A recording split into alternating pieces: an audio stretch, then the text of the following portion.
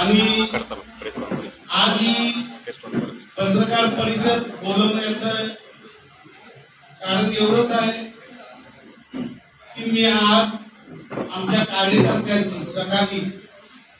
पक्ष कार्यालयात बैठक बोलावली होती आणि त्या बैठकीमध्ये मी माझं म्हणणं कार्यकर्त्यांसमोर मांडल्यानंतर कार्यकर्त्यांनी एकमुखाने प्रत्येक गोष्टीला उत्तर देत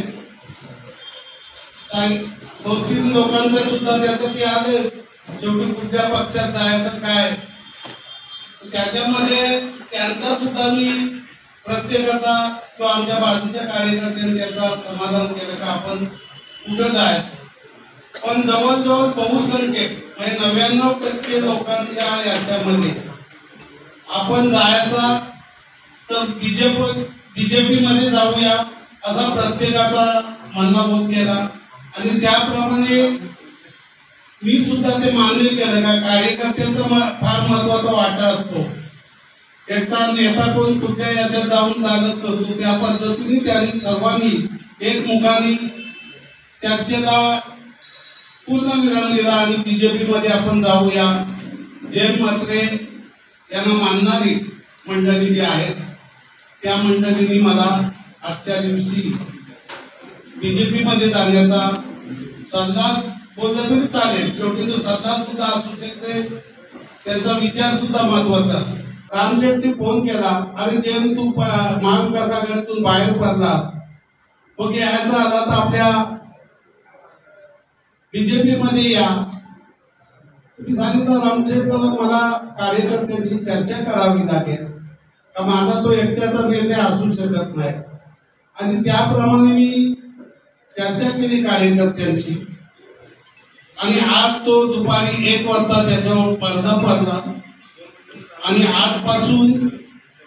मी बीजेपी मध्ये जातो असं आपल्या सर्वांसमोर जाहीर करतो माझे सर्व कार्यकर्ते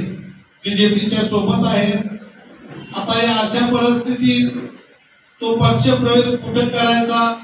ती जागा रामशेठनी विचारलं मला आपण कुठे घ्यायचा पक्ष प्रवेश तुम्ही सांगितला तुम्ही मला जी सांगाल ती जागा सांगाल ती तारीख आणि त्या पद्धतीने त्यांनी सांगितलं 7 तारखेला भगत साहेबांची पुण्यतिथी आहे आणि ते माझ्याच गावातले आहेत माझे तसे पुरुष भगत साहेब तात्या दिबा पाटील विवेक पाटील असतील ही सर्व नेते मंडळी पुरुष आहेत आणि एका आमच्या नेत्याच्या पुण्यतिथीच्या दिवशी पक्ष प्रवेश करण्याचा म्हणजे पहिल्यांदाच दुसरा एक पक्ष शेका पक्ष सोडून पहिल्यांदाच बीजेपी मध्ये जात असताना आणि भगत साहेबांसारखा निष्ठावंत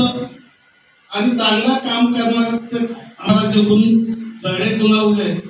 घडवले त्याच्यासारख्या पुण्यतिथीच्या दिवशी माझा पक्ष प्रवेश होतो याच्यापेक्षा मोठा आणखी आनंद कुठलाच नाही माझ्याबरोबर आपण जर बघितलं तर पनवेल महानगरपालिकेचे बरेचसे नगरसेवक आहेत आजी माजी बरेचसे सदस्य आहेत जिल्हा परिषदचे काही सदस्य आहेत पंचायत समितीचे आहेत काही ग्रामपंचायतीचे सरपंच आहेत सदस्य आहेत अशी बरीचशी मंडळी आहेत आणि विविध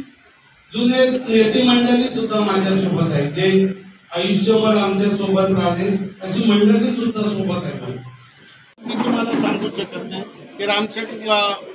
ज्या दिवशी आम्हाला एक